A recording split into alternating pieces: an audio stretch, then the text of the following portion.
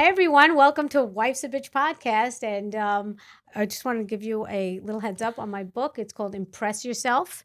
And I think you'll like it. It's on Amazon. And I am so excited to present my guest here today because she's one of my favorite comedians on the planet. So she really doesn't need an introduction, but everybody, welcome to my podcast, Lynne Koplitz, everyone. Hi, sweet Hi. Victoria. There's no applause, but you know what? They're Thank you. applauding at home. Oh, I hear applause in my head all the time. That's the way to do it. I hear laughter and Yeah, applause, yeah. and I have music that That's trails in my whatever head as I'm works. walking down the street. Whatever works. I'm going to put this on silent. I forgot to do that. Can I drink this? Because You could drink. I don't want to show the bottle because brand they name? didn't Are sponsor we allowed you, to so do they that? don't get to. That's right. They don't. This is just some weird random water I'm drinking So I basically just met you. a week ago. But yeah, I met you originally at the Olive Tree because you're a huge comic and you're always, a regular at the Comedy Cellar, which is phenomenal. Thank you. Phenomenal. And you're doing comedy for how long? 30 years? 30 years. So you're like a pioneer. This year, 30 This years. year, 30 years. You're a pioneer. You are. Really? Yeah, absolutely. Because you thanks. paved the way and also because you're a little edgy and you didn't really see that in female comics except for Joan Rivers, who was a friend of yours, That's right. which I'd love to talk about. Mentor, friend. She's just, just to even say you know her is Auntie. just. Yeah, I it's have some just- cool stories about It's epic. If you Joan. ever want to talk about any of that right now, we're open for that. But Well, you when know, I we'll met get to that. her, Yeah. do you want me to talk Yeah, about please. I was on just a let it flow. TV show, and I had gotten cast, and they showed her the pilot. I had done the pilot. It was called a show called Z-Rock, about a band that was loosely scripted. They like to compare themselves to Curb Your Enthusiasm. Okay. So it was like Beat It Out, it was loosely scripted. And I played the manager of a band, and they wanted me to be, my aunt was going to be Joan Rivers if they could get her to take the project. So she saw the pilot and she said, I'll do it, but I want to work with that woman. Unbelievable. And when I met her, the day I met her, they brought me in. Somebody just said to me the other day, was it intimidating? And I said, well, of course, meeting her was intimidating, but I did that cheesy thing people do when you go like this. Yeah. I don't know what possessed me, but I had already shot the pilot, so I knew the cast and crew. I knew the whole crew, and everybody was coming in to watch us meet. And when I came in, I did this. Yeah. And I was very thin back then. And she said, I've never seen the camera take weight off of someone before. And the whole room, there must have been 50 people. It got quiet. And I just went, and when I started laughing, she goes, come here, you thick-skinned comic. Love it. And she gave me a hug. And I said, Joan, can I call you, Ms. Rivers, can I call you Auntie Joan on the show? And she said, you can do anything you want as long as it's funny. And I said, okay. Love it. And we just had this rapport and we clicked and we would do jokes together and they were just so much fun, like the riffing. And at the time, I met a guy I was dating. We weren't dating yet, but he was a sound guy. And he said to me one night, I have everything recorded of you and Joan when you're off camera, if you want it, because you two are so magical when you're talking together that I was like, Wow. you know what? And he talks like this. He goes, I'm going to record this for Dollface. I bet she's going to want this. So he recorded all of us just riffing and talking, Wow, like that's her going, gold. pick your battles. Because the writer, the head writer and I hated each other. And Joan would say, pick your battles. And, but anyway, so yeah, one day I was also, we were both going on the road, doing stand-up all the time and doing the show. And one day I was supposed to go on the road. And as you know, I'm a very prayerful person. Yes. And I had said a prayer and I was like, God, I can't do it this weekend. Like I've been shooting, I was exhausted and I called and canceled. And it's a big deal to cancel a road gig. Right. And it wasn't a lot of money. It was probably like $3,000 or something. But I was so wiped. And I said, okay, I'm just not going to do it. Well, within a half an hour, and like my manager tried to make me feel bad about canceling it. And I said, look, I need this R&R and something's telling me to cancel. Right. And I never feel God telling me it's okay to cancel. And I feel it. So I'm canceling. Within 20 minutes of canceling, Joan's then assistant calls me and says, Lynn, Joan wasn't sure if you were on the road this weekend, but she's going out to her country home and wanted to invite you for the weekend. Wow. And I said, no, I'm available. And so I went, and I remember calling my mom, and my mom said, don't overpack. And I said, Mom, it's Joan Rivers. It's 3 days. I need a change of clothes. I can't. She will not expect me to be in the same schlubby. My mom's never liked when you overpack. My mom's a weirdo about don't overpack. Right. So it was winter, and I packed, I had like a big suitcase for 3 days. It was like, 3 days and 2 nights. Right. And I packed this huge suitcase, and Joan got on the phone after her assistant, but she called. Yeah. And she said, hello, Lindsay, darling, it's me, Joan. She would always say, it's me, Joan. And she called you Lindsay. Lindsay. And she said, Lindsay, darling, it's Joan. My friend Nancy's coming with us. She's an old model. And when I say old, I mean, from the Model T days, back in the 40s. Like she goes, but it's going to be a weekend of old people. But if I would love to have you. And I didn't realize at the time what a big get that invitation was. Yeah. That Joan, now I know she didn't invite everybody. Right. Her country home was her sacred ground. Wow. She did not invite just anybody. Right. And I just remember like going to the place on 63rd and showing up at her penthouse, with my bag. And I said, is this too much? And she looked at it and she goes, Nancy's makeup bag will be that. So she made you feel at ease. And she right said, away. oh, Paul, can you help us put it in the car? Yeah. This is all that darling has. And we put it on the car. And when she got on the phone, she had also said to me, so you'll need a change of clothes when we get there. Yeah. You'll need 2 changes for Saturday, and we'll have brunch Sunday, and then a travel outfit. And I said, okay. So she basically told me you'll need like 6 swaps of clothing and your house clothes. Yeah. And it was just the most elegant. Her home was beautiful. I'm sure. We pull up. Do you want to hear the story? Yeah, absolutely. And I think everyone wants to hear the story. and by the way, we get in this huge. I don't drive, Vic, so I never know what car I'm in. Right. Like just getting out of the Uber, I couldn't open the doors because it was like Tesla Right. or whatever, Yeah, and I yeah, was yeah. like, how do I get out of this? I'm a troglodyte. I don't know how to do this. So anyway, Joan's on the hump. Right. And Nancy's tall like me, so she's Right. with these 2 huge monsters. She's sitting on the hump in the back of this like Land Rover, like your car. Yeah. That's what it was. Yeah. And she's sitting on the hump. We've got dogs. The dog walker's in the front seat with the driver. That's so funny. And she's holding like 2 dogs. The one dog was farting the whole time, and I kept saying it was dropping roses. Like Joan kept laughing and saying, "Who told you that? I love that phrase." and we pull up to this. Remember the movie Philadelphia Story? Yes. That's what her country home looked like. Wow. It was just so beautiful. And we pull up into the drive, and she said, well, you're going to stay in Missy's room, Melissa's room, the blue room. Wow. And Nancy's like, well, Joan, which room am I? Am I in the my room? Yes, Nancy, you'll go in that. And Joan's looking at me like she's a lot. And He's a lot. And she lived like it was right near Westchester, but it was more exclusive than what actual Westchester.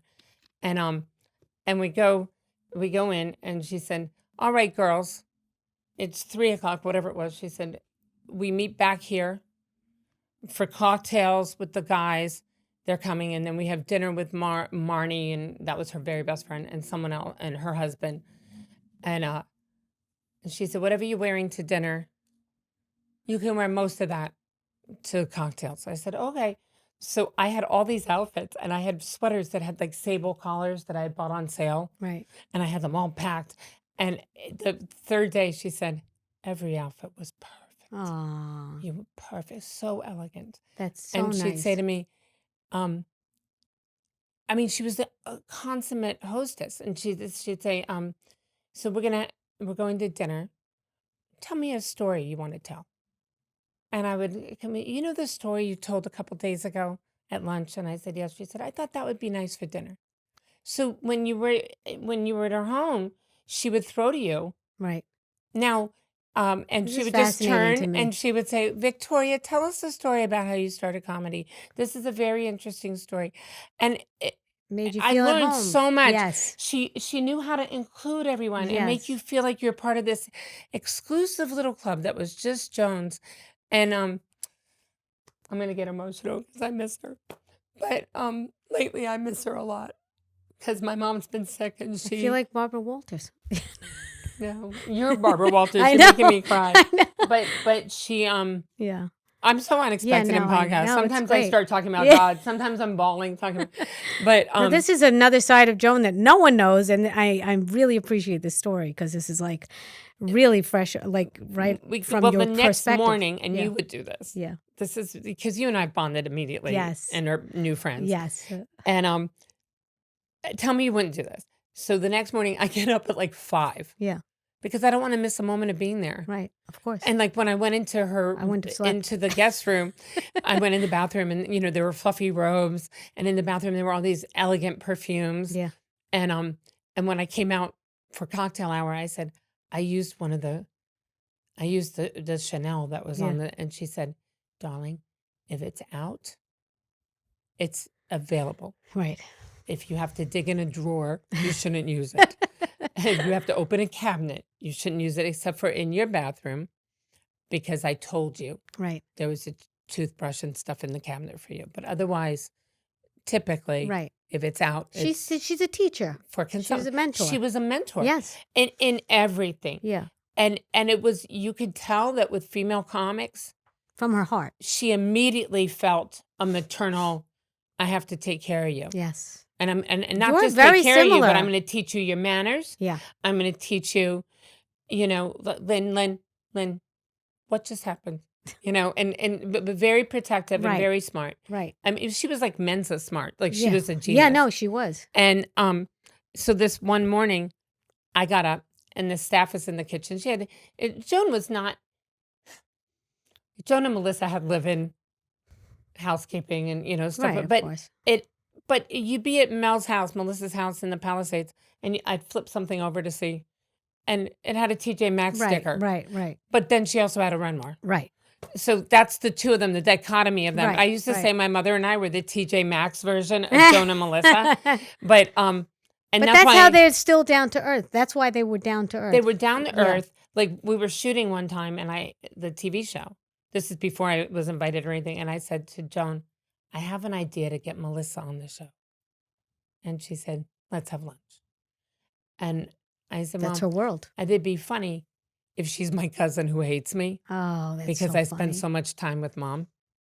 So it was hilarious. And we wrote a whole thing for her where she came on and she's like, "Mom, why do you touch her? Did you bring Purell?" Like she basically thinks I'm a whore because Right. I was managing people on the road. And Right. but it was so funny. It And sounds like it. and every time I would see her on camera, because one of the things I knew was that Melissa doesn't like to be called Missy by anyone but her mom. Okay. So when she came on set, I was saying, "Missy." Oh, no. My character would always go, "Missy," and she'd go, "Melissa." And I'd say, "Missy." That's gold. And it was really funny. Yeah. And Melissa and I had a funny chemistry, like out of the gate.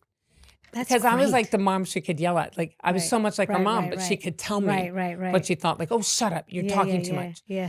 So This is great. Chemistry. well, and then so when our show got canceled, Joan and Melissa called me together and said, "We have a surprise. We got a new show and you're on it." Ooh. And it was very exciting, reality show. But anyway, the end of this is that I'm at her show at her home. Right. I wanted to tell you this story. Yeah, yeah. And I get up early and I come out and the staff, like she had a groundskeeper / driver and a woman who lived in and was like her housekeeper and the dog walker. 3 or 4 Right. people in the kitchen. And I come in the kitchen and they all kind of jump too. It's 6:30 in the morning. I'm in a bathrobe. Right. And it was like a ranch house. So there were windows that scoped the whole, you could see the Stunning. whole backyard. Stunning. And I said, and in the kitchen there was a hearth with a big like wingback chair next to it. Right. And I said, "Good morning," and everyone's like, "Oh, good morning, good morning." And I said, "Would it be okay if I had a cup of coffee and sat in here?" When they were all talking, I want to talk to the staff. Right. Yeah. And they said, "Well, Miss Jones not up yet." And I said, "Oh, I didn't think she would be, but I didn't want to miss out on anything. And they later, I was told they all thought it was so charming. Oh, So one of them, and it was like there were like Thelma Ritter and it was all like something from the a 40s movie. I'm sure. And next thing I know, one of the women who was very close, by the way, Joan's staff were family. She put their kids through school, and they all came to Thanksgiving, and they said one of them came out and said, Joan's waking up. She never slept that much, and she wanted to know if you would. Joan wanted to know if you would like to walk with her on the property this morning. And I said, yeah, but I on it. There was snow on the ground. I said, I really didn't. And they said, oh, we have Oh, boots they and a took care coat of for you. everything, So yeah. I said, okay. They said she knows that you brought only clothes for going out, Right, like right, entertaining. right, not- right, right. So they gave me Uggs and a coat. And here I see coming down her long hallway with the fresco paintings on the wall. She had paintings of windows. So when you looked in, you Right. saw windows looking out Right, right. on this long hall. And each window had a different dog from her life Oh, sitting in it. oh, wow. Beautiful paintings And you have a dog that you love. that I love. Yes. And at the time, I had a Yorkie, and Joan always had Yorkies. I have Right. all of Spike's dog carriers Right. and collar. Anyway, we walked around the property, and I see the little blonde hair with her little barn coat coming, and her fur collar Yeah. coming down the hall. And she said, oh, hello, you're an early riser. And I said, here I am. Yeah. And she giggled and she said, oh, it's so smart, so funny. She'd always say, so smart. And she said, come, come. And we walked arm in arm. And I remember just like Wow. thinking, I have the God, chills. whatever I did to deserve this, Yeah. like this is just something. And I said, Joan, she said, tell me about yourself. Tell me about your mother. You and your mother are close. And I said, yes. And I told her, and I said, can I tell you something? And she said, sure. And I said, when I was little, it was just my mom and I against the world. On stage, I say I have sisters, but they're my cousins. I was Right. raised with them. Right. But at this point, at about 11 or 12, it was just me and mom. And I said, my mother called me in one day to watch the Mike Douglas show or something. And she was getting ready for work. And she said, I want you to see something. You see that woman?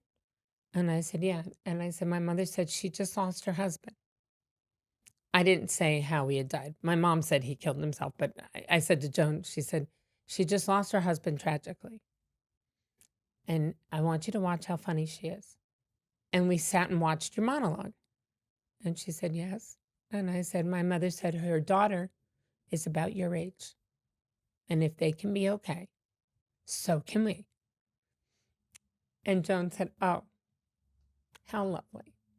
And just kind of pat my arm. And she said, that's very nice. And we kept walking. And I said, she said, I love what you're doing with my book, because we hadn't, we were going, I guess we were going to the new show, but we hadn't gotten paid yet. So she was constantly coming up with reasons to give me money. And she said, I have this book and I need funny things for each intro. So of course I read the book and I wrote these funny things, and she paid me like $1,500. I feel like that's what I was always getting, $1,500 from Joan. And Wow. anyway, and like one time my dog was sick, and I get a check to the vet, and it was in a card that said, to Aldo, Oh. a happy birthday. I know you've been under the weather. And I always wondered how they knew exactly what it cost. Well, of course they called his vet. Right. But anyway, we were walking arm in arm. This is a long story. I'm so sorry, Victoria. I I'm should have eaten loving- lunch before I got here. And I feel badly for you then. and she said, loving it. I said, Joan, I'm enjoying reading the book. And she, oh, I'm so glad. You're so funny. I love everything you're writing. You're doing great. And I said, oh, thanks. I said, if you need anything, and every time from that point on, anytime I visited her, I said, you have things in your home from Prince Charles. Like, I don't know what to bring you. I can't afford to bring you a host gift.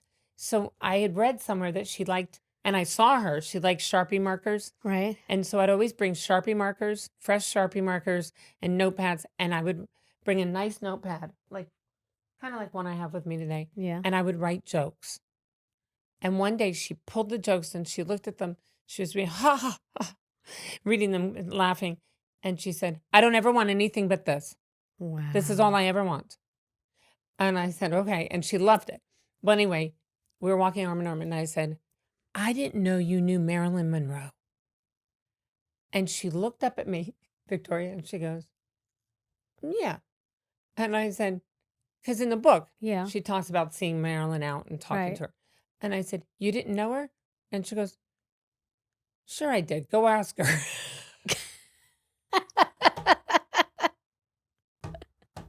In that case, I knew Joan.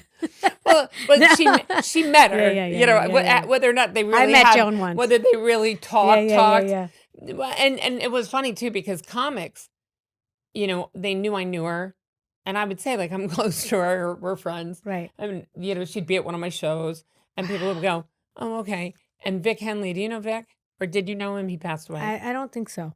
He heard was of him. from the South, and Yeah. he called me one night, and he goes, "Lynn, you really know Joan Rivers?" And I said, "Yeah." Why, Vic? And he said, I was at the Friars Club and she was there. And I went over and I said, I'm Vic Henley. And she was very gracious and sweet and said, oh, nice to meet you. Are you funny? And he said, yes, I think I am. And she said, well, it was nice meeting you. And he said, but I wanted to talk to her more. Right. But everyone was pulling at her. And as she was walking away, I said, Lynne Koplitz. And he said, Lynn, if she didn't stop in her tracks. And she turned around and she said, who said her name? And I said, I did. And she said, come here. How do you know my Lynn? And he said, well, we worked together at the cellar. And she said, isn't she lovely? Now tell me about yourself. Aww. And she stood and talked to him more. And he said, I couldn't believe it. It was like I literally had said, Princess Grace. Yeah. And she you just were the stopped. passkey. Where is she? And I saw her and Melissa once. I was with my nieces at the Radio City Music Hall. They were with Cooper. Yeah. The grandson and Melissa's son. Yeah. And then he was like 10 or 11. He was a little boy. Now he's a grown man. Yeah. And I was screaming, Joan, Melissa, and they weren't turning around. Right. And they were, of course, because they can't turn around. Everyone's screaming their name at the Radio City Music Hall. And I just said, Joan Rosenberg. And she turned and I said, Melissa and Joan Rosenberg. And they both turned and looked at me. And I went, oh my God. And I saw Melissa go, oh, mommy, it's Lynn.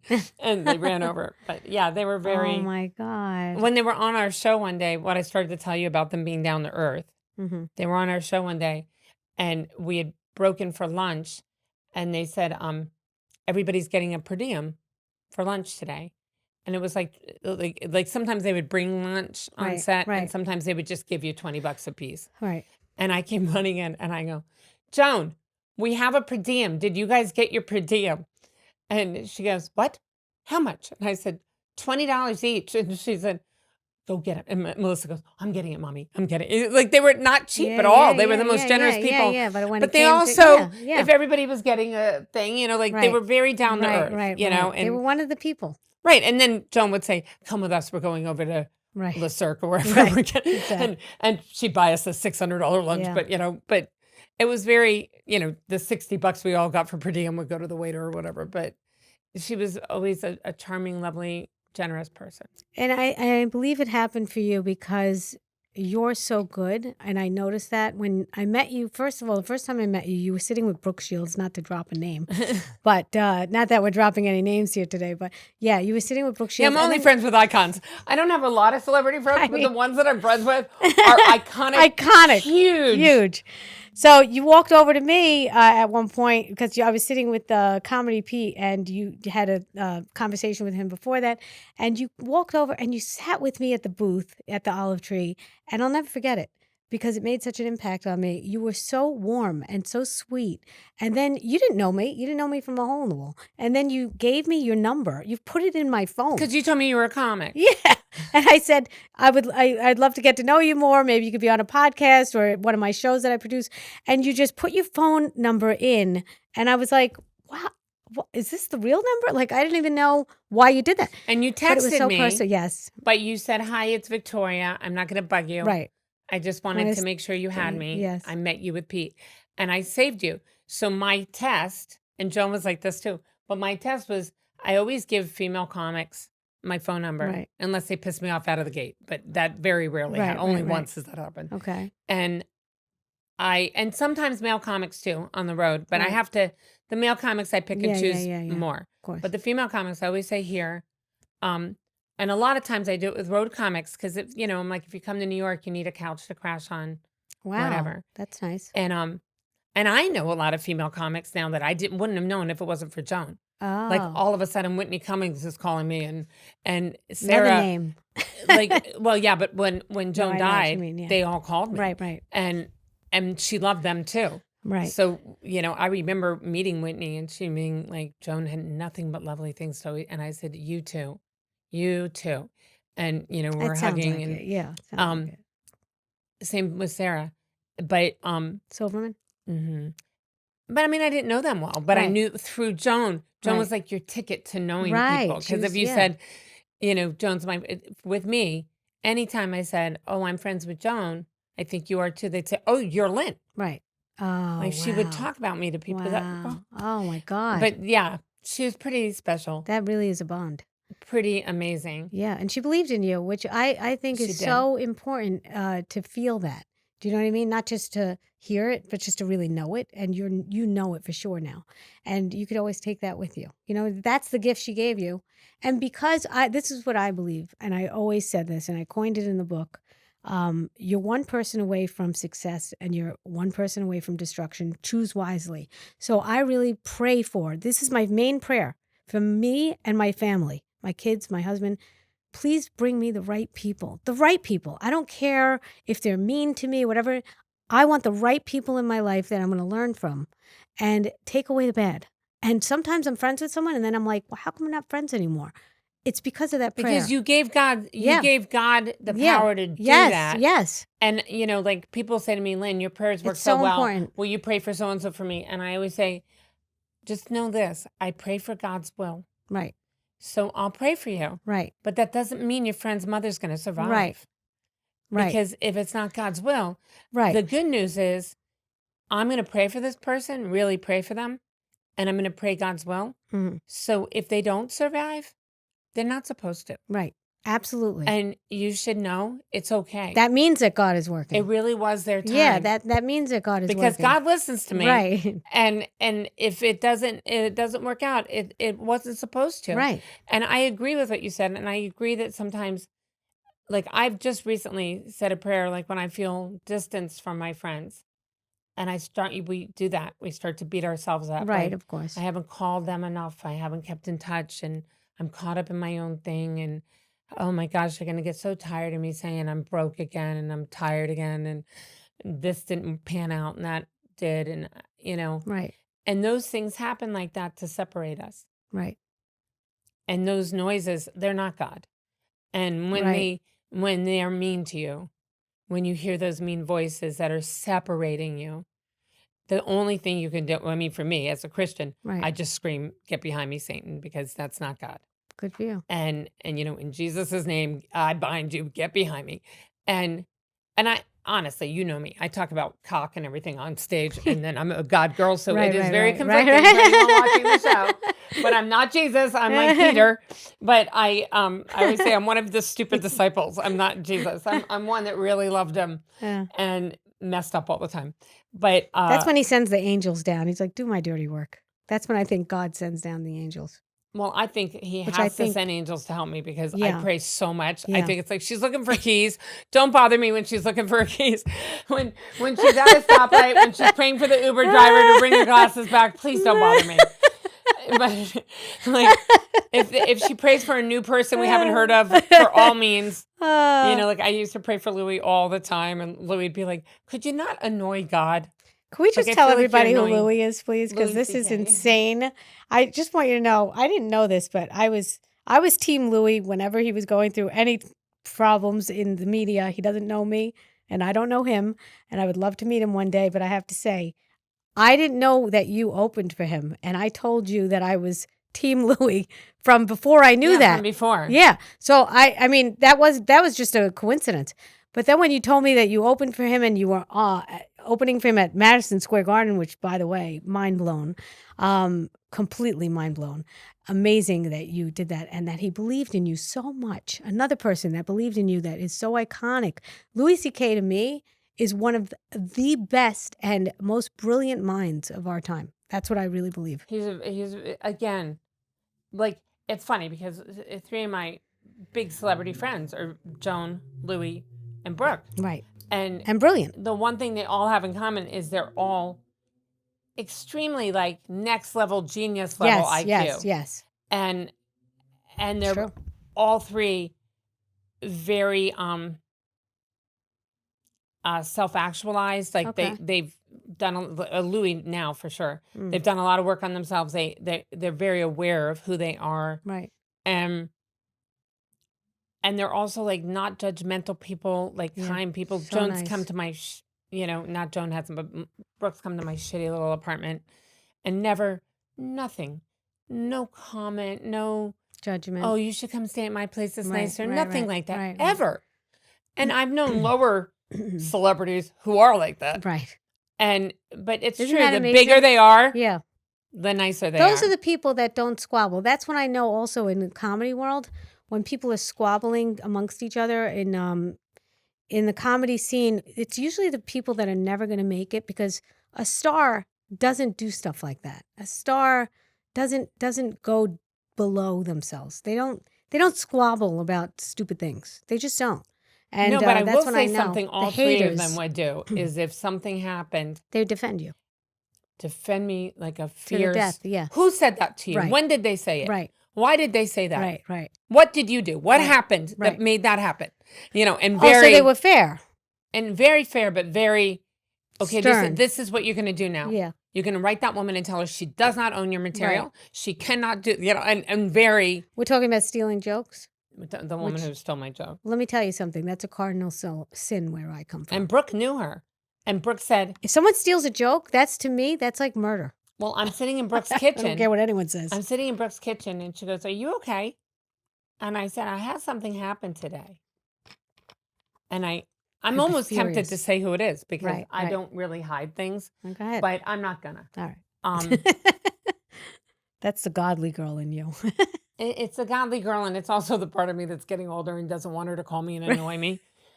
You tell me later. You know who it is. Yeah. And her husband's very wealthy, and I don't want her to decide. Yeah. I'm the reason her career's not gone any farther. Exactly. Yeah, and, that's the reason. Yeah, that's it. I'm sure she's looking for somebody to blame. Right. But I did her show. She's notorious for taking jokes. Really I don't know about taking jokes. I've never heard she did. I wouldn't have done her show but she's notorious for kind of annoying people to come do her show. Okay. And her show. Sure it's not me? No. You know who it is. Okay, I know, I'm kidding. I told you though, didn't I? I know, yeah. Okay. And you know her. And she does these like afternoon ladies who lunch kind of shows. Right. Any comic listening to this will know who it is. Okay. And I went to the show, and my friend Tom, who used to do warm-up for The View and everything, was hosting the show for her. And all these Long Island women in the audience. And wealthy, like women from out in the Hamptons and stuff that she knew, that she would bring into the city for a day of ladies who lunch. And, Right. And I do the show, and she goes on, like, after me. And she's doing a joke, and Tom and I are talking. And Victoria, I don't know if you've ever had this happen. I've had people call me, so-and-so took this. I'm like, it's a premise. It's not. Right. Okay. Yeah. So you're pretty easygoing about it. For people listening to this, if you're into comedy, like, no premise. All premises are kind of hacky. Right. Like everybody talks about the difference Everything's been between men and talked about, women. yeah, Everybody does that. You can't say, right. oh, Victoria stole my. Right. She talks about the difference between men and women after she saw my act. Right. I talk about a time machine. Someone said, that's Louis C.K.'s show. I said, no, I just said time machine. That's all I said. It doesn't mean anything. Right. I mean, the truth of the matter is when I started stand-up, I told you this, Dom Irera had told me I had just started, I was 6 months in, and it was unprecedented. I got all these things that nobody should get 6 months into stand-up, but I was an actor before that. Yeah. And, well, you're very talented. You don't. Well, Dom said to me, you want to know what's wrong with your act, kid? And I was on New Faces at the Montreal Comedy Festival. Oh, And I no. said, yes, please. Yeah. And he said, your ad-libs are too funny. Your material's not strong enough. You can't follow yourself. You're coming out of the gate Wow. too funny. And I said, what do I do? And he said, write better material. And I said, I've only done this 6 months. I don't know. What do I write? I was still trying to write jokes based on what I thought were jokes. Right. Like my weren't first talking thing about I your wrote life. for open mic was about gerbils up Richard Gere's butt. It was horrible. My mother Right. goes, what is that? And I go, this is what jokes sound like. Right. You know, and right, it wasn't. Right. But when I trashed it and started just talking about my life, Yeah. the real me came out. So I said, I don't know what to do. And Tom said, for tomorrow night, you know what you said to those 2 women? And I said, yeah. And he goes, now that's your sister, your aunt and your cousin. Oh. And you tell the same story, the same joke, Wow. like you were talking Great to them. advice. And I said, really? And he said, and here's another piece of advice. If they don't laugh, don't say it. Record everything, and whatever they laugh at, do it again. If they don't laugh, don't do it. If you're convinced it can be funny, then keep getting in there and making it funny, but don't open with it and don't close with it. Right. And it was, and I mean, remember writing these things down because Right. I'm like, this is gold. Yeah. And it seems simple, but it was gold. And I don't even know what I started telling you. Well, you were saying how when you were writing, when you first got started. Oh, and I Yeah. was talking about the woman. So when I first got started, I went home after Montreal and I thought, I got to write material. And he said, don't push it. Finding your own point of view takes a long time, blah, blah, blah. But I'm 6 months in. I'm like, what do you mean takes a long time? Like, I'm meeting with agents and stuff. Like, I got to. 6 months in? I got to It's do something. unprecedented. I got to do something. And I, you know what I did? What? I pulled up Chris Rock, not Pryor, Rock, Bill Hicks, and someone else. But I know Rock was the main one. Mm. And I rebutted all their material. Really? I did my version, the female version of what they were talking about. Wow. So everything he said about women do. Oh, Eddie Murphy. Oh, okay. And Everything and you I'm said like, about and what? I would go out and go, men think we want half of all their stuff. I just want a quarter of it. Just share something. Love. Because I'm blowing you. Can't you give me something? Love. We don't want half of your crap. And I basically just looked at their acts and rebutted them, argued with them. And I told Louis later, years later, and he goes, that was actually really smart. Really smart. And I said, because I just didn't know, I didn't feel like I cared about anything that much. Right. And I couldn't just write it. Yeah. But I could fight it. Right. And I was like, hold You on countered a minute. it. So I countered it. Yeah. And you never even knew. I didn't give them credit at the time or anything because, Right. you know, Right, it right. wasn't something you give But credit it was just for. out there in the ether anyway. It was just but in the everybody ether. knew about God it because, knew. Yeah. And nobody, I mean, I think Chris might have even said to me one time, you know, I do the male version of that. And I was like, yeah, I Did he know. say that to you? I think Oh he my did one God. time. He goes, I do something like that. And I thought, yeah, I know. You know, I didn't say it to him. Right, I think I right. said I know. But, Right. And I told Louis later, and Louis goes, oh, you could have told me. He would have thought that was great. Yeah. But so when this woman was doing my act, like I said, I'm pretty easygoing. And I'm listening to her, hard. and I said to Tom, hold on a minute. And he goes, what? And I thought, nobody's that brazen to do someone's act verbatim in front of them. Like, why would you invite me to this and do my act? Victoria, word for word. And I'm watching. I can't believe what I'm hearing. And there's stuff. So it was a joke I used to do about having sex doggy style and multitasking. And the words multitasking, Yeah. it frees you up to read. She had every one of these things. And I'm going, okay. And I said to Tom, son of a, oh. Oh, God. And he goes, what? I go, it's 1 PM, and I'm going to have to tell her that that's my material. I have to confront her. And he goes, no, Lynn, don't. She's paying you to do that. And I go, she didn't pay me for the material. I've done that on Comedy Central. Oh, I my go, God. she can't take it. Was And it being videoed? I don't even know. Oh. But I said to him, I go, shame on you. And he goes, what? I go, shame on you. Yeah. This is a sin. You know it. Yeah. And he goes, I just don't want to watch you too. And I said, well, then stand over there. Right. So when she came off, I said, thank you so much for the opportunity. Thank you for today. And she said, oh, you were just so wonderful. You know her. And phony baloney. Right. And she said, I said, the joke about doing it doggy style. Oh, yes, yes. And I said, that's my joke. And she said, what? And I said, that's my joke. Verbatim, actually. Oh, my God. I said, I'm sure you didn't mean to take it. You I was were very nice. Being very I nice. said, I'm sure Very generous of you you. saw it on something that happens. Okay. And you thought you wrote Not it. word for word. But it's mine. Yeah. Well, she turns to me and she says, I didn't even write that joke. And I said, I know, I wrote it. I'm fully aware. I'm glad you're admitting it. Oh, It's my my joke. God. What, she have writers? And she said, I bought that joke. And I said, then I'll need to know who you bought it from. That's great. Because they sold you my material. She goes, I bought it from 2 guys. And I said, well, that's mine.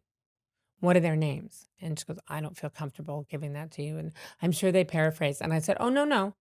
And I said, do me a favor. Wow. I said, I really believe Yeah. that you should just be saying you're sorry. Right. But since you're not, she said, well, I don't know. I bought this. I paid money for this material. And she's saying it kind of quietly because, Right. by the way, that's not something we brag about Right. unless you're doing the Oscars or something and then you Yeah. hire writers. Right. And everyone knows you do because Yeah. no one human can write that much material that fast. Right.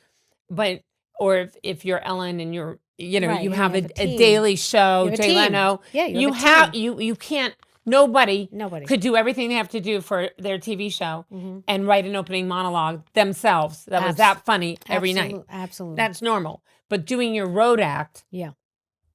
you don't really hire writers. And sometimes people do. Lisa Lampanelli used to back in the day, but also because she did very specific jokes. Yeah. And she needed a lot of them. Right. But she was always very upfront about it. Right. And so hiring writers, I'm saying for people listening and watching, Yeah. it's a little bit like not admitting to plastic surgery Uh-huh.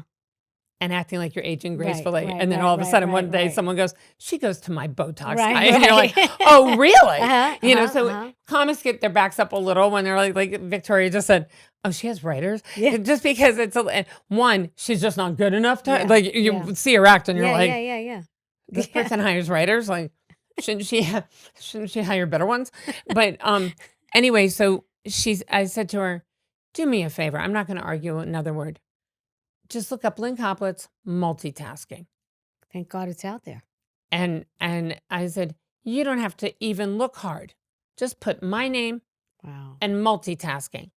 I said, you don't even have to put doggy style. So she did. Yeah. And that night, as I'm going into Brooke's house for Yeah, dinner, Yeah. I'm sitting in the kitchen with Brooke. One name basis, but go ahead.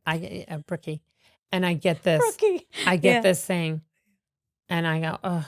So I tell Brooke, this woman had me do her show. And I'm doing the setup. Right. She's been bugging me to do it. And she goes, let me guess her name. No way. And Brooke says her name. And I go, how do you know her? She goes, I went to Princeton with her. And she said, and Brooke's best friend from school is, I think she talks about her, so I can talk about her. Brooke calls her Bad Lisa because Lisa was like a bad influence. Right. She's awesome. She owns a company. She's not even in comedy. Right. She's a wonderful person. Yeah. And Brooke's best friend in the world. So anyway, she goes, oh my God. And they went to school together. And she goes, oh, Lisa, I got to tell Lisa because Bad Lisa's going to die when I tell her. Yeah. She goes, so was hounding Brooke to come up and come to her show. Okay. And Brooke's like, it's all the way uptown. We live downtown. She Right. goes, it's all the way uptown in noon. Right. So Lisa and I go, okay, we'll go. Oh. She goes, we go up. She said, Lynn, she goes, she takes a gazillion pictures with me. Which Brooke doesn't care. Brooke is one of the nicest. Right. You saw her. Nice. She met my friend Pete. Yeah. She Comedy seems Pete like who barks on the corner. Didn't I tell you? I said she seems like a very nice person. She takes pictures. She's from the one. every interview She told she's Pete, done, let's call your mom. Because Pete goes, my mom's not going to believe this. She goes, let's call her. I mean, that is Brooke. Yeah. And she's like, she was Michael Jackson's best friend, and she's Right. I know. It's this insane. just awesome human. She's one of my favorite people. That sounds like she's it. beautiful. That's nice. That And she's I in your love her life. children. That's She has nice. beautiful children, loving husband. So great dogs. So she goes, everything about her is good. Right. And last Christmas, she said, this past Christmas, she said, we hadn't seen each other in a year. She's been working on a TV show. And she goes, come over now. I have, do you want to go with me to this movie, this opening? And I said, I can't. My cousin was in town staying with me. And she goes, I just went through the closet. Can you come look at these clothes? Do you want anything? And I said, no. And I'm standing in Brooke Sheilds' closet in my underwear, trying things on, going, it doesn't fit. I'm too heavy now. And she goes, just put the jacket on. Put the jacket on. And I mean, it was the funniest. It was like 20 minutes, and I left with 2 garbage bags full of clothes. You must crack her up also. Yeah, she cracks me up. She's really funny. Yeah, I'm sure. So she ends up telling me about how she knows the woman and how the woman, I don't know if she would even want me to tell, but basically she charged Brooke and Lisa all this, like charged them cover charges, and meanwhile brought Brooke on stage, and Brooke goes, I don't care. I mean, I've never gone out with Brooke where she doesn't pay for the meal. Like, right. But Brooke's like, it was just so, she used, like, took all these pictures with her that she used for promos and stuff. It was just, and she said, I'll tell you off camera because I don't want to, but Brooke said, let me tell you, don't, like, no. Just like don't feel bad. Right. It's not I you. shouldn't say this. It's not you. Basically, it's not you. She said it's not you. But what was funny to me was it was one of those things where you're like, oh, come on, women. Like, can we just be kind to each other? Like, like, can you imagine? I can't even imagine. I would just be like, what are you talking about? Marina Franklin called me once and said, Lynn, I heard you're doing one of my jokes. And I said, oh, probably. I mean, not on purpose, but I'd say funny things all the time and think there's no way I wrote. Did I write that? Like you watch a lot of comedy. I made 20 people check a joke once that I wrote because I just couldn't believe I wrote it. Yeah. Too many people were telling me it was good, and I'm like, I got to make sure. And finally, my best friend goes, I was with you when you came up with the idea. Like you wrote it, right? And I wish I had a witness with me half the time. And it's crazy. Yeah, that's why I record everything too. It's really hard. So Joan would say, I don't like seeing because I'm getting older, and it's hard for me to remember what it was my idea and what was someone else's. It's scary. And that joke, the doggy style joke, Joan did a version of that. Yes, and when she saw it, she was absolutely mortified. She said, I said, yours is about ass sex. Mine's about doing a doggy style. And she said, what's the difference? I go, one's in the vagina, one's in the butt. Right, she goes, right. Oh, I didn't even know I was doing that. Right. I mean, it was just so I funny. remember her doing that. So yours came first. Mine was first. But it's a brilliant joke. But when I did it, Joan said, oh, I'm not going to do it anymore. She was so upset. Yeah. And I said, stop it. I'm going to show you the joke. And I said, honestly, I would retire it for you to do it. I would gladly tell people that it was your joke. Really? Like, Joan? Yeah, I know. Are you kidding? No, I know, but I'm saying it's like, they're your babies, these jokes. But yes, but I would give my baby to Joan. Right. So, no one else, but not to what's her name on the Upper West Side, but Joan. I wouldn't name my kid after you. I'd give it to you. I would just give Joan the baby. You like her? She's cute. Take her. So, but the truth was they were nothing. Right. It was the same premise, but not the same joke. Right. And I said, I would have said something to you if I thought. It's a brilliant joke. They were I mean, I got a call like in the middle of the night, like, oh my God. Because somebody else must have said to her, I think Lynn took your joke. And Joan said, Lynn didn't take my joke. Did you look at the date? She did it before I did it. And she said, but oh my gosh, did I see something? And I said, Joan, it's not the same. It wasn't. If you watch it, you'll see they're totally different jokes. I like to tweet things, or you call it X now. I like to write them out. So I have the date stamped on it with my name on it. Oh, that's smart. And then I know that I did the joke on that first. So if somebody takes it, I just don't care. Right. I mean, if it's a gem. But Joan, it was we were both talking about how we like having sex that way. Right. So I had a joke, and we both had similar reasons, but not the same at all. Right. So my son and I were watching Sebastian Maniscalco, who doesn't know me from Adam. And we're watching the special together, and he says a joke, and it's so similar to mine. So similar to mine. I'm like, did he see that on YouTube? Did he? We almost fell off the couch. My son says, "That's your joke." But I it said, wasn't. It's not But it exact. was similar. That's so what I'm saying. similar. When- but and the but woman- he could have taken. He could have seen it somewhere and then taken it without knowing. Yeah, but again, That could premises, happen. Things that are It was not similar, it was very similar. But ideas are not that unique. No, I understand. It's when they take the actual words. Yes. Where you go. But there was one switch only in the joke. Well, with Marina's, So that's what why she I called was me like, about yeah. was I took one little thing out of it that was completely hers. When I saw it later, I go, oh yeah, I must have heard that. Yeah. Or I just came up with it and she had it first. And it was about having sex and having someone, I said, oh, put an elbow and massage me while you're back there. Oh. And apparently she does a whole thing about it. So when she called me, she was a little defensive with good reason. Okay. And I said, oh, yeah. I go, I did it once at the cellar. I was just trying it. And I said, I didn't even really, that was one where I said, I didn't even really write that out. Right. It was just like a riff, but maybe I might have riffed it because I heard you do it. Right. And I said, I'm so sorry. Right. I'll never say that again. Of course. And I'm really sorry. And then I said, hey, you weren't there the night that I did that. Who told you I did it? And I love Marina. She goes, Keith. Ooh. And I go, that son of a bitch. So I called Keith and I go, you little weasel.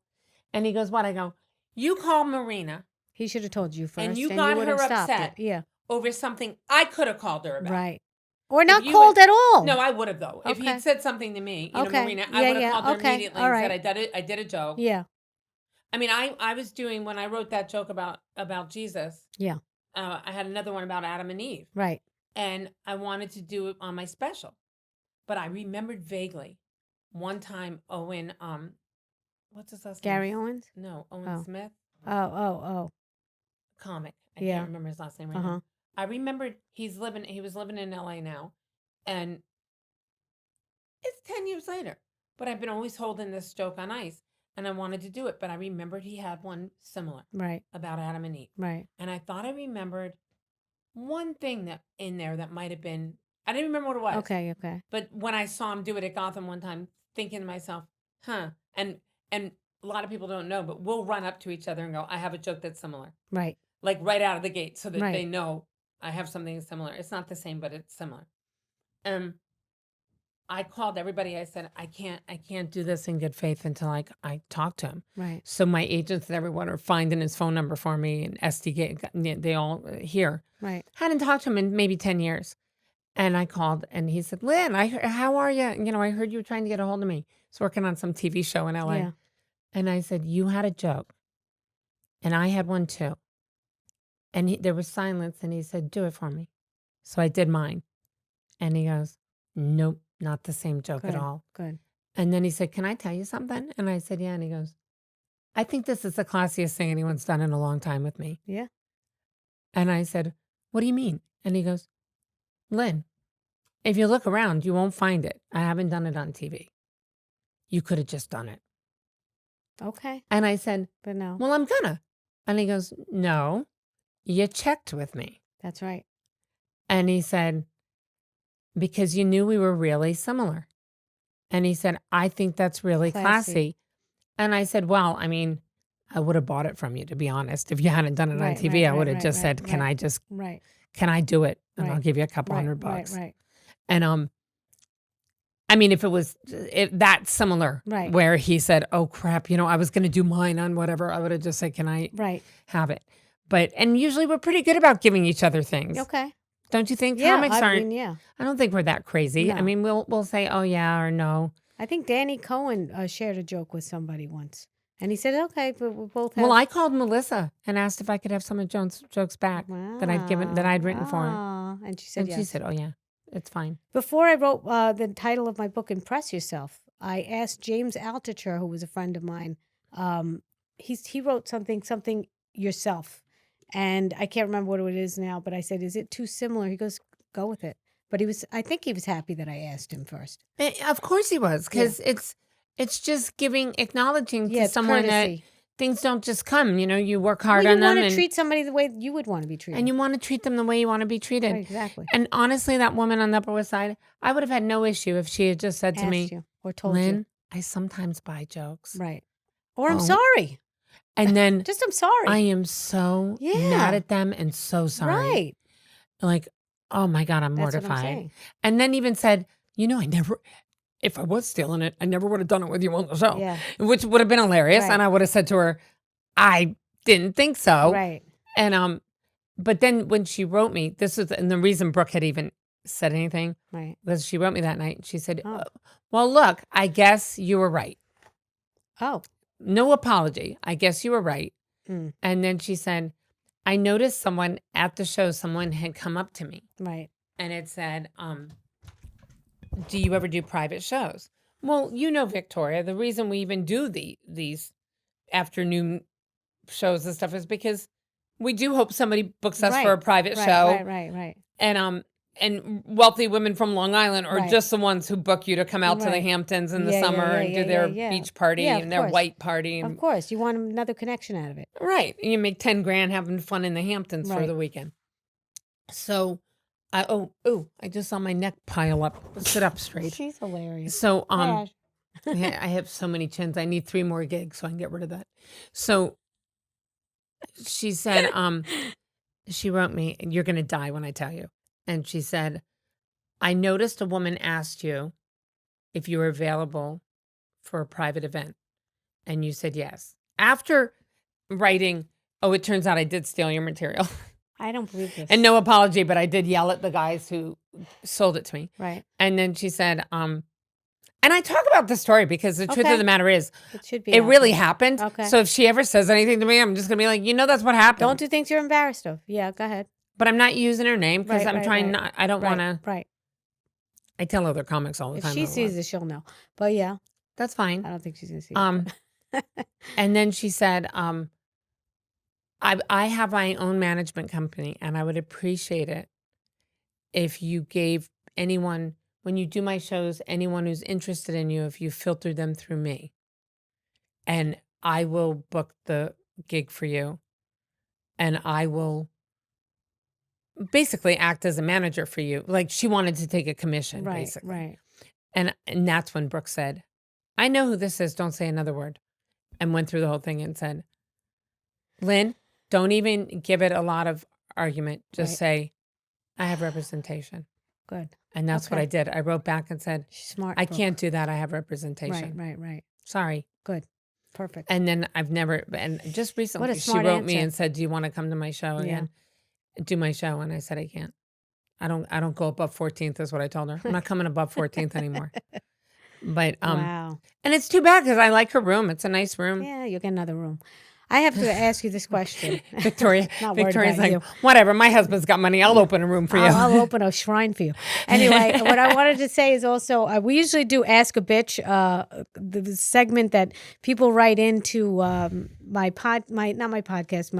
wifesabitch.com, and they ask relationship advice. We probably only have time for maybe I one. talk too much. No, it's fine. No, it's not too much at all. I wish this can go on for 3 hours, but I wanted to say also, I wanted to ask you if you ever wanted a sitcom and your method of writing. Those two are the questions, if you can give an answer to, I would like to know your method of writing.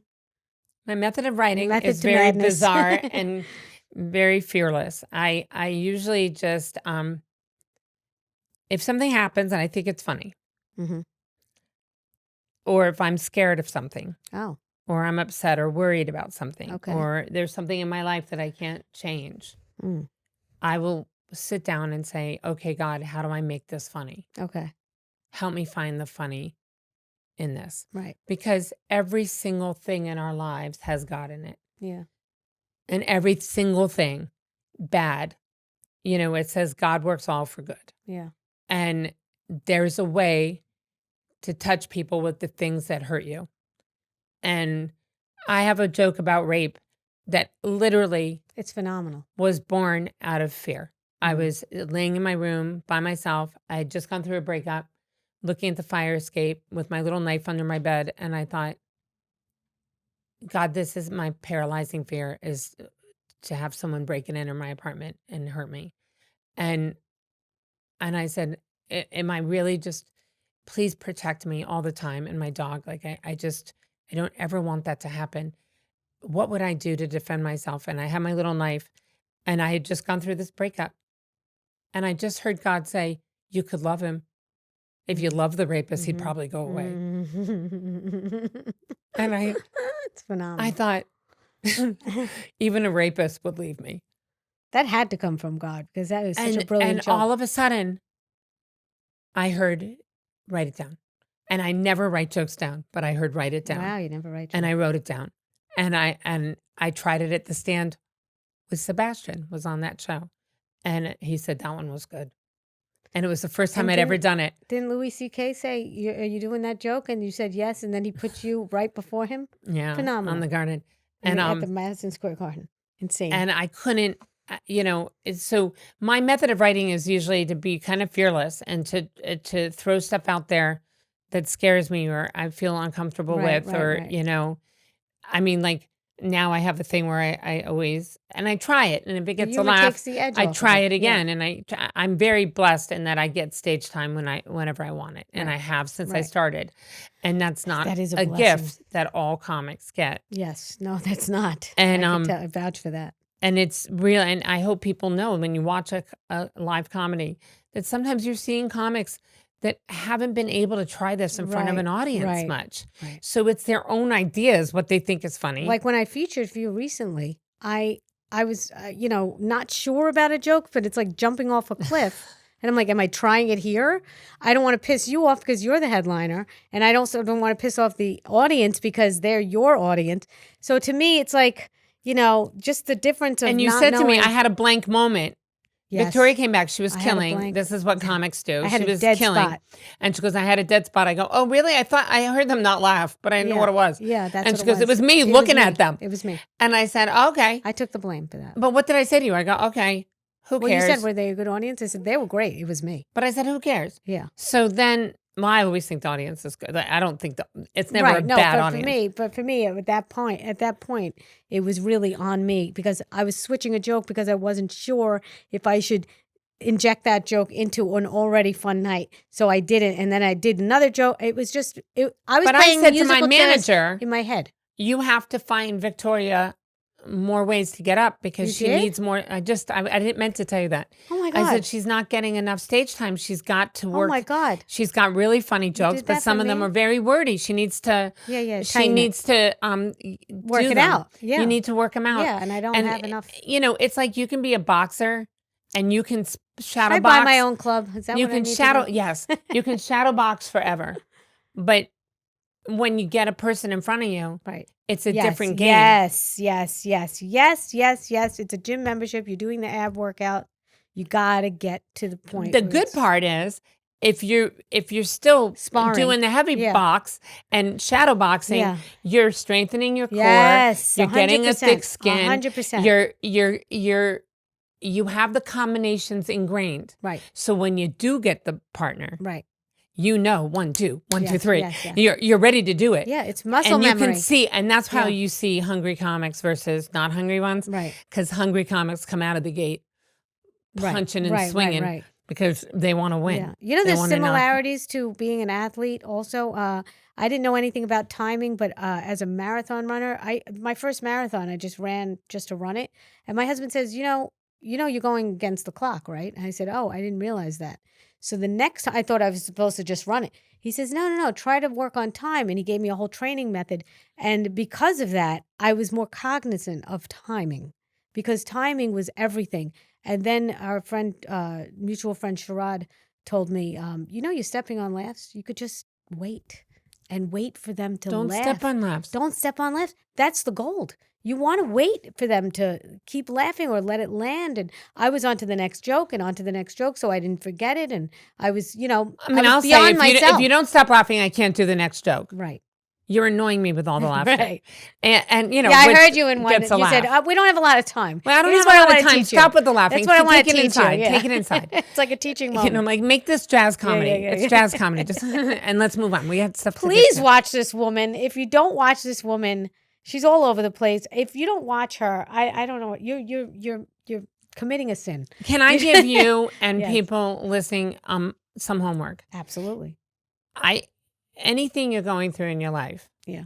but especially anything that's a dream, that a challenge that you are working on, and I really want you to do this as a comic. Watch Muhammad Ali rope-a-dope fight in Africa. He was going up against George Foreman, who wasn't the sweet grandpa he is now. Mhm. And it changed my whole comedy. It changed everything. He was going up against him. And George Foreman was putting people in the hospital. He was a monster. Right. He was getting off a private plane. You know, when they went to do the gig, he was getting off with German Shepherds. He had a big afro. He was just a formidable opponent. Right. And he was planning on sweeping the place with Ali. Right. And Muhammad Ali did a couple things. What? One, he knew himself. He knew himself as an athlete. Right. He knew what he was capable of. He knew what his body was capable of. He'd been on the heavy bag. He knew what you just said. He knew the timing. He knew how long he could hit a bag before his arms gave out. Yeah. He paid attention to things like that. When his back would hurt, when his sides would give out, when he knew all of that. Right. He had a big mouth. Right. He talked a good game. Mm-hmm. And he also knew, I'm not the famous one. He was going up against the champ. Right. Who put people in the hospital. Right. So what he did was he trained on the streets. So all the little village kids and everyone were watching him. That's where the whole idea. Right. He was training on the streets. Right. That's where Mumbaya Ali. Right. So now the first thing he does is he gets in Foreman's head at the actual match, at the fight. Yeah. Foreman's got people who've come from all over to see him. Yeah. He's the champ. Right. But the little villagers, not just the what do you call it, guys? But the little villager people are going chanting Mumbaya Ali. Right. So now Foreman's going, how do they even know him? Right. If you've been to boxing matches, the opponent's not always, the one that's not the champ doesn't always get huge accolades. Right. And so you had the home team. So he's got a little bit of that. Right. Now he goes up against him. In boxing, you got 9 rounds. And this is 9 rounds. And if you watch the fight, Ali is fighting him. You can see, like, in round 3 or 4, Foreman was like Tyson. He was knocking people out in 2 rounds, 3 rounds. Like, nobody went the full distance with him. And Ali, at about, I don't even remember where it is, but when you see it, you'll see it. Right. You see him hit him with everything he's got, like a good cross right. And you literally see George Foreman go like this. He shakes it off. Right. And then beats Ali, like just pummels him. Right. So you can hear the announcers, Cassell, and everybody kind of going, what's he doing? Yeah. Because he goes to the ropes. And it's a famous thing called rope-a-dope. One thing, it makes me cry. One thing Ali knew was he knew that if you punch somebody full force on a heavy bag with everything you had for like 2 minutes, that your arms would give out. You just couldn't do it longer. Right. But it had to be with everything you had. Right.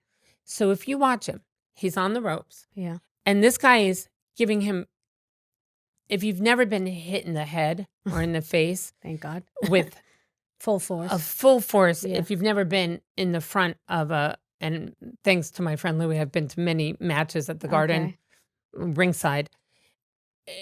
Bones cracking, like it's a full assault on your senses. Wow, I can't even imagine. Like just not hitting the ground is a thing. Right. And he's on the ropes with his arms up. Right. But if you look, and I challenge everyone to watch, you see his mouth moving. Wow. So he's telling Foreman, I'm gonna fuck your mother, your grandmother, oh my God, your daughter. And Foreman's getting angrier and angrier and angrier. And now we're like, I think it's like round 7 or 8. Yeah. And they're screaming like you don't steal material. Right. In boxing, you don't go to the ropes. Right. You get off the ropes. Right. That's how people knock you out. Right. And they're all telling him, get out of the corner, get out of the ropes. His own people are like, so what are you doing? And you see Ali, and I have been told by somebody, you got to watch this. Right. I'm watching it on the road by myself. I cried so hard I couldn't. He's like this. And you can just see Foreman just wants to kill him. Right. And Foreman's people are screaming, champ, pull back. Yeah. Because they know he can't. This survive guy, it. Yeah. Ali had trained his core Oh, so well yeah. that he was protecting his face, but he was Taking taken, it in the and to abs. get Yeah. hit like that in the kidneys, it's like you start pooping yourself and Right, peeing yourself. right, Like you right, can't, right. things shut down. Right. Well, sure enough, all of a sudden, Ali's like this. You see Foreman go up, Yeah. and his arm Oh, goes like this. wow. What a And science. no, the part that will make you scream when you see it is you see he's like this. Yeah. It's like watching a panther. All of a sudden, you just say, boom, Wow. and knocks him out flat. Wow. And it is like, when you watch it, Yeah. you just go, ah! Like it is like yeah. nothing I you've gotta ever see seen. it. And to know, and when I saw that, I went back on the road after that. And I go out and I was getting heckled. I was in Richmond, Funny Bone, place is packed, 500 people. I'm getting heckled. And one of the bouncers was a friend, and he was an old boxer. And he started in. He had a whole team that would line up on the wall. Yeah. Back when bouncers were really worked in clubs hard. And I said, I got it. My long blonde hair, and the guy was all the way in the back of the house. And I said, do me a favor, stand up for a minute. And the guy wouldn't. I go, stand up. I want to see you. Right. So he got up, and I said, sit down. I go, no, you know what? No, get up. And I made him get up 3 times. And the 3rd time I go, you always do what a woman tells you to do? Sit down, pussy. Love. And I go, if we were in the jungle, I just took your arms and beat you. I won. Oh my God, I love And you. afterwards, the bouncer said, you roped a dope. Oh my God. How'd you know? How did and he he goes, know? I knew it. Because of the way I kept sucking him in. But that reference. Whew. All right, this was phenomenal. I wish it could be 1,000 hours. I'm so We're gonna do sorry. it again. We're gonna do it again. I We're talk gonna too do much. No, I'm gonna have her again. I just want to let you know. We didn't get to ask a bitch. It's okay. We're gonna do it again. This is Lynne Koplitz. You better watch this bitch. Bitch. This is wife's bitch. And she's my bitch that I love so much. I'm nobody's wife. She's but if I nobody's was- wife, but she's a son of a bitch. She's a bitch. She's a great, amazing woman. Thank you Thank so you. much So for are being you. here. So Thank are you. you. Thank you. I appreciate you being You're here. such a nurturing, wonderful person. I loved you right very away. sweet. My Thank new you. friend. My God, I'm gonna cry. All right, guys. I'll see you next time on the next episode. Thank you.